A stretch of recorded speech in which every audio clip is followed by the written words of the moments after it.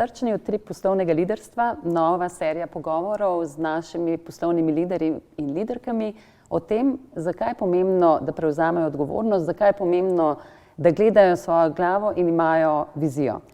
Začenjamo seveda s tistim, ki vodi AmCham Slovenija, Blaž Brodnjak, tudi predsednik uprave NLB. In še toliko več, ljudje ga vidijo kot odločnega, neposrednega, predvsem pa izjemno poštenega. Zato Blaž, hvala lepa, ker si prvi in odpiraš tole srčno linijo o pogovoru o liderstvu. Ljudje te vidijo na ta način, kako se vidiš sam. Kot enega naturščika, v bistvu avtentičnega, energičnega, z iskreno voljo in ambicijo spreminjati stvari na bolje. No? In zdaj tako v svojem poslovnem nekem svetu, kot sicer v družbi. In to je to v bistvu. Ne? Početi stvari z namenom, da bo za naše otroke in za naše podjetja pač bolje poslovati in bolje živeti. To je to. V okviru korporativnih razmerij so zelo jasna pravila in potem, ko prideš notri kot naturščik, se to da, kako prilagoditi korporativni svet temu, da si lahko avtentičen. To je objektivni izziv, še posebej, če prideš v eno tako striktno regulirano panogo, kot je bančništvo. Ne? Jaz sebe sploh ne vidim kot bančnika, realno, ampak kot nekoga, ki je sposoben prodati stvari. In tudi seveda bančništvo je storitvena dejavnost, katere namen je prodajati stvari, za katere dobiš plačilo. Ne? Se pravi, jaz trdim, da bi bilo popolnoma vseeno, ali prodajo za potrebce ali kredit. Še vedno moraš razumeti materijo, ne? Še vedno moraš razumeti predmet, ki ga želiš prodati oziroma nekomu ponuditi in potem to na avtentičnost dovolj veliko ravnjo energije predstaviti, ne, in računati na to, da bo posel sklenjen. In je to malo neobičajen pristop v tako nekih konzervativnih strukturah, ki so tudi striktno nadzirane, recimo. In tu sem na nek način imel občutek, da sem malo alien, malo vesoljček, ne Anglež v New Yorku, ampak se znajdem na koncu, ko pač ljudje vidijo kljub vsemu, da to, kar počneš res avtentično, iskreno, pristno, ne, da ni narejeno in potem to sprejmejo. Tvoja ekipa, si imel možnost sestaviti lastno ekipo, si mandatar, na kakšen način postaviš, da ljudje potem znajo dihati s teboj, da te podpirajo po drugi strani, pa da lahko verjamejo tudi v skupno vizijo, ki jo gradite? Torej, sem formalno sicer mandatar, ampak načeloma seveda nadzorni svet imenuje upravo kot kolektivni organ. Jaz delujem v 6-članskem organu. In je moj glas samo eden od 6, če bi bilo 3, je pač odločujoč. Se pravi, gre za kolektivno upravljanje. Je pa to seveda ekipa, ki sem jo jaz na nek način predlagal oziroma s katero sobivamo z jedrom te ekipe praktično več kot 10 let. In smo šli skozi eno obdobje izjemno zahtevnih razmer, ne? Se pravi, takrat je šlo dejansko za katarzo, za očiščenje.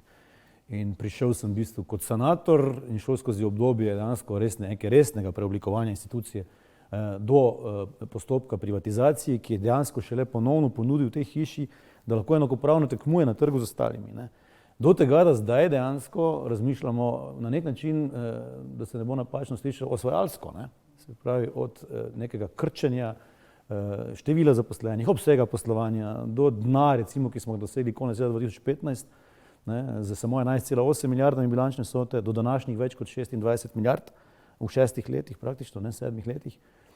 Se pravi, smo danes večji, kot smo bili kadarkoli, močnejši, potentnejši kot kadarkoli in ambicioznejši kot kadarkoli. In to so recimo neke 3 faze, ne, od nekega res zahtevnega preoblikovanja do nekega iskanja identitete, do zdaj nekega jasnega pogleda, zdaj pa lahko, ne. Ampak kako, Blaž, pa kot menedžer, kot lider, te bom vseeno vprašala tudi, ali je tukaj razlika in kako jo gledaš, lahko ta mentalni sklop ti menjaš, ker ponavadi poznamo specialiste, eni so sanatorji, krizni menedžeri, drugi so osvajalci, ti pa vendarle znaš vse te stvari in vse te faze nekako zelo naravno spet usklajevati in tudi z dokaj podobno ekipo peljati naprej. Izziv je v tem, pa del odgovora je v tem, da si po definiciji razvojnik in ambiciozen. Se pravi, da je to tvoj naravni atribut. Ne? In se znajdeš potem seveda v zahtevnih kriznih razmerah dovolj dobro. Se pravi, jaz sem vedno bil bolj prodajnik in bolj naprej gledajoč, ambiciozen, športnik, kot nekdo, ki se ukvarja s problemi. Ampak dovolj moraš imeti pa hrbtenice in energije, da znaš obvladovati tudi zahtevne situacije. Jaz to recimo analogno skušam ponazoriti z obdobjem po zahtevni poškodbi. Ko športnik mora dejansko sanirati najprej samega sebe in svoje telo in da lahko potem se ponovno še močneje pojavi na športnem prizorišču.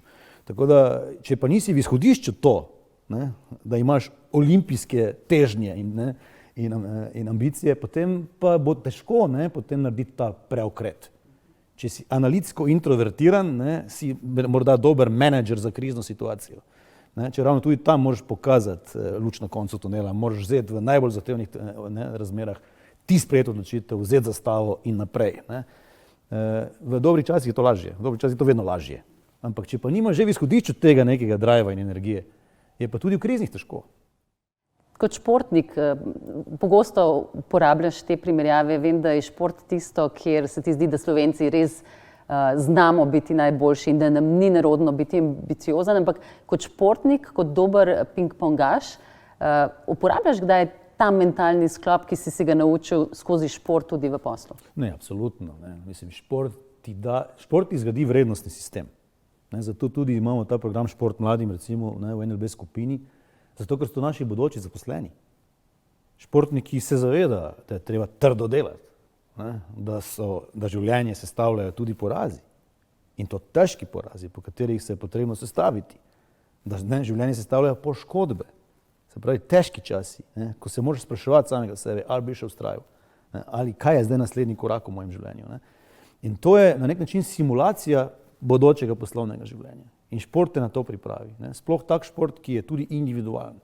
Se pravi, igraš kot ekipa, ekipno, za reprezentanco ali pa za svoj klub, igraš v dvojicah z nekom v paru, ker sinhronizacija je zelo pomembna, in igraš sam, in ko si sam, ni nihče drug odgovoren za tvoj poraz, kot ti sam. In moraš prevzeti odgovornost za ta svoj poraz. In se soočiti samim seboj. In to so najtežji trenutki, ki te pa prekalijo.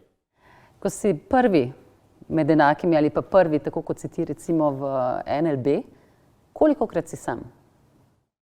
Mislim, više kot si, bolj si osamljen in bolj piha. To je moja definicija uspeha, v smislu hierarhičnega vzpona.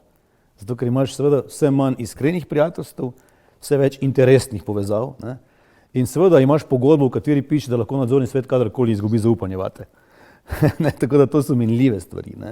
Ti se trenutku, ko misliš, da si večji od usode in da nisi minljiv, postaneš sam o sebi največji sovražnik. Višinska bolezen. Recimo.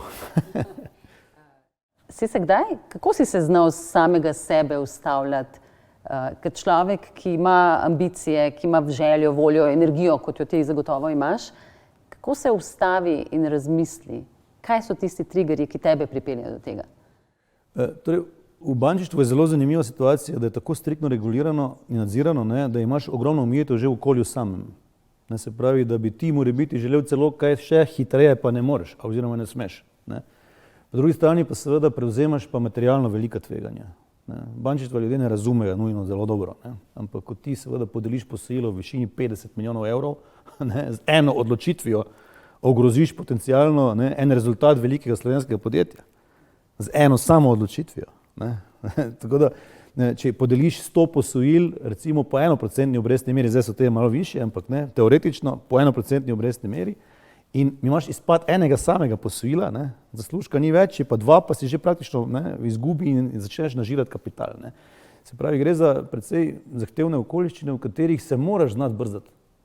Po definiciji se moraš znati brzdati. Videli smo obdobje bančništva, ko se niso bančniki znali brzdati in kam je to privedlo.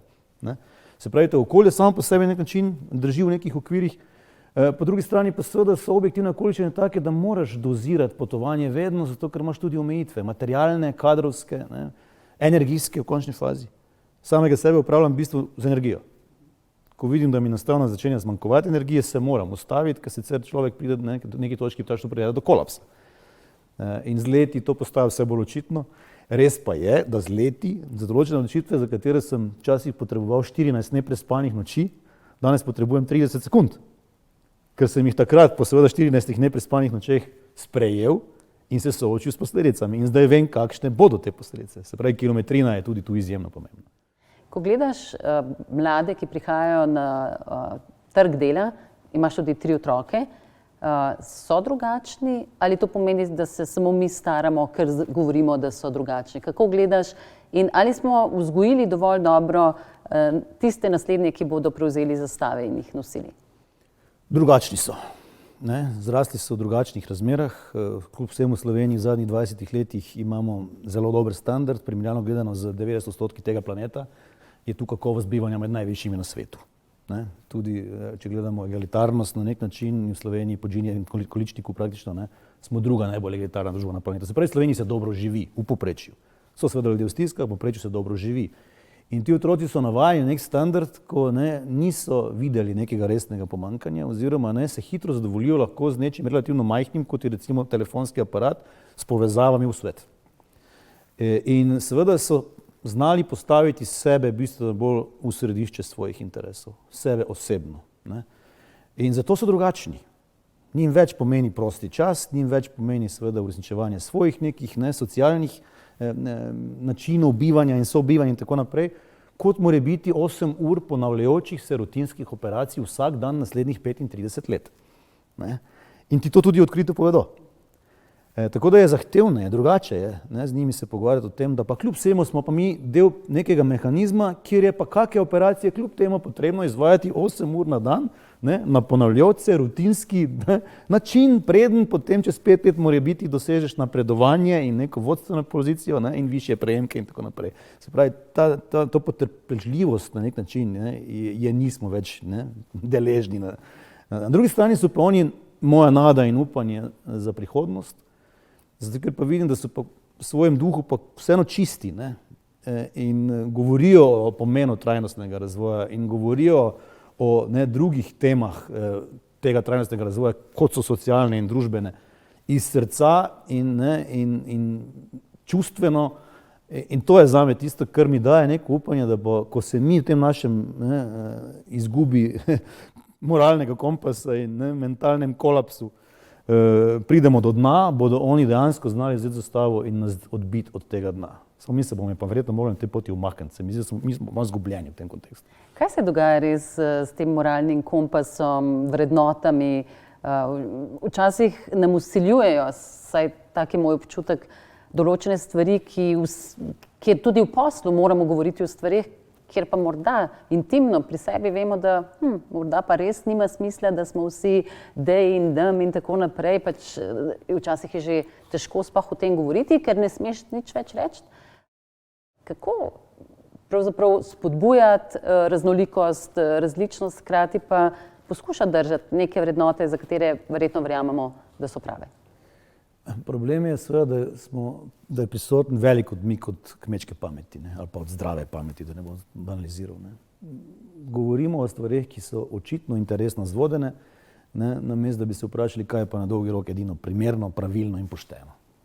In imamo seveda sodobne pridobitve družbe, da danes seveda status posameznih družbenih skupin in spolne sestave v organih odločanja in tako naprej je bistveno drugačen kot še pred 10 leti, da se ne pogovarjamo o pred 50 ali pa 80 leti. Se pravi, napredek je tu seveda merodajen. Prihajamo pa dejansko v eno obdobje, ko se ti na nek način gibanje zna enostavno sprevrži v svoje nasprotje. Zato, ker če ti nekaj, kar bi moralo biti posledica zdrave kmečke pameti in normalnega delovanja, avtentičnega, iskrenega delovanja, postaja pa predmet neke javne presije in pritiska kontinuirano, pa to kljub vsemu privede v položaj, ko tradicionalna večina se začne počutiti ogroženo in se začne braniti. In braniti se začne na način, da prihaja v ospredje skrajne teme, da prihaja v ospredje stranke, ki propagirajo skrajne teme, in prihajamo dejansko do homofobnih, ksenofobnih in podobnih pojavov, ki so pa seveda živo nasprotje temu, o čemer želimo govoriti. Se pravi, vedno je ključ v ravnovesju. Potrebno je najti ravnovesje med javnim diskurzom, koliko o tem govoriti, s kakimi ukrepi to naslavljati. Jaz nisem pristaš obligatornih predpisov, ker to privede do potencialno potem pozitivne diskriminacije oziroma diskriminacije na drugačen način, ki vodi v zakrčenje kljub vsemu še vedno tradicionalno računoče večine in s tem spet vračamo se v obdobje nekega konflikta, ki smo ga že nekoč presegli. Tako da ni tako enostavna ta stvar, treba najti ravnovesje kljub vsemu. Ambicija, ki jo izražaš vedno znova in tudi tvoja ekipa je seveda, da Slovenci znamo biti v tej regiji nekdo, ki lahko prevzame, osvoji, ponovno združuje in hkrati dela resne igralce. Je dovolj posluha, te regija sliši, jim je dobro, da je slovensko podjetje, recimo v Srbiji, postaja eno pomembnejših, kar se tiče finančnega sektorja, upanje tudi na Hrvaško. Kako prepričati na ta način in ali še vedno imamo to zaupanje? Jaz ocenjujem, da se v poslovnem svetu to zaupanje vrača. Imeli smo nekaj neuspešnih poskusov velikih slovenskih podjetij, ampak po drugi strani pa trdim, da je zgodba NLB-a v tej regiji ena od največjih slovenskih zgodb po uspehu v mednarodnem okolju. Ker kljub vsemu več kot polovico dobičkov, ki jih ta skupina ustvari, jih ustvarja zunaj Republike Slovenije. In povratne informacije, ki jih dobivamo, tako iz oblastnih struktur kot iz podjetniških krogov, iz družbenih podsistemov, so izrazito in izključno pozitivne. Večje izzive imamo vedno seveda doma zaradi teh neposrečnih sanacijskih ukrepov, ki so bili potrebni takrat in so bili seveda zamujeni in zato preradikalni in zato seveda smo morali tudi v Evropi marsikaj popustiti, pa tudi to morda ne bi bilo treba, če bi se znali pogajati in tako naprej. In zato smo očrnjeni, stigmatizirani še toliko bolj, ampak to je problem predvsem doma. Zunaj Slovenije nas sprejemajo, kot rečeno, pozitivno. Upamo seveda, da bo prišlo tudi do ureditve vprašanja s Hrvaško, tega starega, nerešenega vprašanja deviznih vlog hrvaških varčevalcev v Ljubljanski banki nekdanji, kar bi pomenilo, da bi NLB postala dejansko prva ponovno banka, ki bi bila prisotna na vseh trgih nekdanje skupne države. In s tem seveda naravno deluješ kot platforma za podporo trgovinskega financiranja, blagovnim tokovom, finančnim tokovom v celotni regiji. In vidimo, da stranke to zelo pozitivno sprejemajo. Se pravi, družbe, ki so aktivne v večjih trgih, se jim splača z nami poslovati preprosto. In zato vidim zelo veliko perspektivo, še posebej v finančnem sektorju, govorimo o finančnem in zavarovalnem, kjer smo Slovenci znali ohraniti kljub vsemu pomembno domače lastništvo. Se pravi, ta hiša, naša hiša, moja hiša je v 25% lasti nas, Slovenk in Slovencev. Republika Slovenija je 25% lastnik in ene delnice, nihče drug ne more imeti več kot 25% glasovalnih pravic. Jaz trdim, da je to idealni model, kar pomeni, da bo sedež te družbe stal v Ljubljani in da smo mi lahko ponosni kljub vsemu na nekega nacionalnega šampiona. Enako bi lahko razmišljali tudi nekaterih drugih, ki so se podali na te trge, pa takrat niso uspeli, pa morda je zdaj čas, da spet lahko poskusijo. V zavarovalništvu je lahko slika zelo podobna. In zakaj še posebej ti dve panogi izpostavljam? Zato, ker globalnih igralcev v tej regiji, v teh panogah ni. Nimate ameriških, angleških, nemških in pa ugmikov so zatežni francoskih. Imate samo madžarskega in nekaj avstrijskih in nekaj italijanskih in to je to. In prostor je zelo, zelo velik in potencial za naš nadaljnji razvoj je izjemen. In tukaj je morda Blaž na mestu vprašanje regije in kako nas vidijo tudi veliki igralci in kako združevati, da lahko smo v nekaj točki zanimivi. Seveda pa vprašanje, ali želimo razvijati nacionalne šampione ali je končni cilj, da pridejo veliki igralci. Kje ti vidiš ključen razvoj? Jaz mislim, da moramo razumeti, da potrebujemo regijske prvake. Zato, ker ti potrebuješ kritično maso domačega tržišča, zato da lahko dejansko se potem z nekim vzvodom sploh podaš na zelo velika mednarodna tržišča. Seveda obstajajo nišne stvari, kjer lahko danes, ko imamo seveda internet, lahko posluješ globalno in imamo to vrstne zgodbe v uspehu in samoroge v tem delu. Kakšne lokalnih storitev pa ne moreš nujno, ali pa jih seveda ni mogoče pozicionirati globalno zaradi potreb po kapitalu, vlaganjih v trženje in tako naprej. Zato je seveda v vsakem primeru velika prednost, če imaš dovolj veliko tržišče, ki te percipira kot domačega igralca, da lahko tu ustvariš dovolj vrednosti, da s tem ustvariš ta potencial za nadaljnji razvoj mednarodno. In jaz to jemljem izključno kot, jaz sem jugonostalgik iskreno. Pa se zavedam vseh kompleksnosti, ki so bile prisotne ob sobivanju tako različnih narodov. Ampak imeli smo državo, ki je imela kritično maso trga in kritično maso neodvisno razmišljajočih talentov. Družbeno ureditev se ne dotikam. Ampak jaz mislim, da je en tak trg z 20 milijonski nekaj drugega kot 7, 2,5 milijonskih. In v tem smislu zdaj seveda ne živim v iluzijah, da bo ponovno prišlo do neke enotne države, bo pa prišlo do situacije, ko bodo vse te države, nekdanje, ki so v nekaj skupni državi, živele v Evropski uniji. To pa iskreno verujem, ker če se to ne bo zgodilo, potem bo Evropska unija pred razpadom, zagotovo. Ampak verjetno je še več od tega. Evropska unija verjetno je projekt miru. Se zavedajo, saj bil je res. Se zavedajo dovolj, kako hitro je potrebno sprejeti in ne na nek način, kar se je recimo dogajalo tudi v Makedoniji jih odmikati in spet vabiti. Je to nekaj, kjer lahko mi Slovenci in Slovenke opozarjamo in povemo, da ta regija je pomembna tudi za mir, ne samo za komercialni interes. Mislim, za Slovenijo še posebej, ne? Se če pride do kakšnega koli vala migrantov, ne? Zaradi destabilizacije nekega področja, bodo Avstrijci na karavankah, ne? In Pohorju zaprli mejo. Ne? In potem kaj bo v tem slovenskem zatrepu ostalo? Ja, vse, kar bo prišlo. Ne? Se pravi, gre za varnostno tveganje Republike Slovenije. Absolutno. V našem življenjskem interesu je, da je regija stabilna. Regija pa bo stabilna, če bo imela perspektivo, ne, v okviru katere se bo kljub vsemu lahko zamejilo določene pojavne oblike, ne, nacionalističnih teženj z varnostnimi grožnjami nekomu, ki pač ni pristaš te nacionalnosti oziroma ne, pripadnik te nacionalnosti ali religije.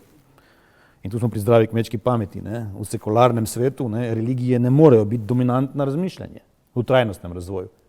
Če živimo na podlagi religiji, potem seveda smo takoj v neki polarizaciji in opoziciji. Ne. In tu jaz vidim seveda največji izziv in Evropska unija kot plemenita ideja ohranjanja miru, drag mehanizem, zelo drag mehanizem ohranjanja miru, ne, je zdaj na zgodovinski preizkušnji. In to, kar so naredili takrat Nizozemci in Francozi severnim Makedoncem današnjim, takratnim Makedoncem, je zame kriminal. Ne. Predsedniku vlade so obljubili pričetek pristopnih pogajanj in vstop v NATO, če se dogovori z Grki. Dogovoril se je z Grki in kaj zdaj? Zazopriši pa Bolgari. Kdo pa je zdaj naslednji na vrsti? Ne? In Bolgari celo imajo težnje, da bojo makedonskega narodnega heroja si prisvojili, ne? In podobne neumnosti. Ne? Se pravi, brez vključitve Zahodnega Balkana v Evropsko unijo ni dolgoročnega zagotovila za stabilnost te regije in varnost potem ne, te regije. Tako preprosto je. Potem pa seveda pride tudi ekonomski vzgib. Ne?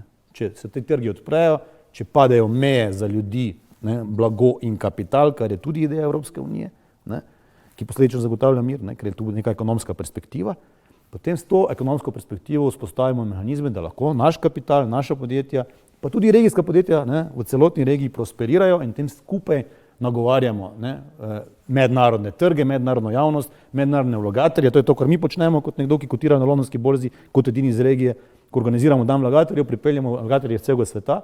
Ne, in dejansko podjetnike, ki imajo aspiracije za recimo ne, na neki točki javno ponudbo ali pa ne, prodaje svojih podjetij, da pride na ta isti dogodek in jih v bistvu povezujemo. Ne.